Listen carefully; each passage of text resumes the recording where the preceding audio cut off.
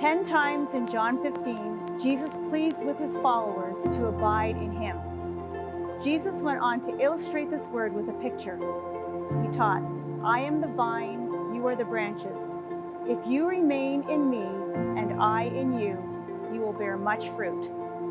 The Apostle Paul picked up on this theme of abiding in Galatians 5, where he taught the followers of Jesus to keep in step with the Spirit, bearing fruit like love, joy, and peace. It's clear that for both Jesus and the Apostle Paul, a fruitful and flourishing life is the result of a deep experience of the presence of God. The word abide literally means to remain, to make our home in, or to be united. Jesus' invitation was to remain in him, to make our home in him.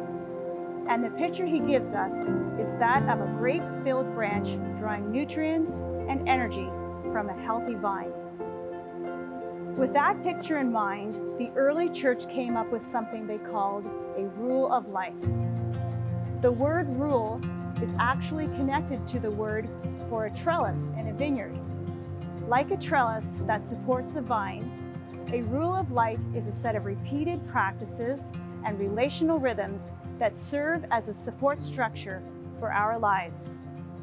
A well-crafted rule of life helps create regular and intentional space for us as we welcome and respond to Jesus. In other words, to abide. If we're honest though, creating space in our lives for anything these days is difficult. With so many responsibilities and expectations hanging over our heads, the temptation is often to try to speed up our minds, our bodies, and our relationships just to cram everything in. In such a fast-paced world, perhaps the greatest spiritual challenge that we have is to simply slow down. As you reflect in the season of Lent, consider how you might create space to abide with Jesus. There may be activities in your schedule that are making it harder for you to experience the presence of God because you find yourself too busy and too distracted.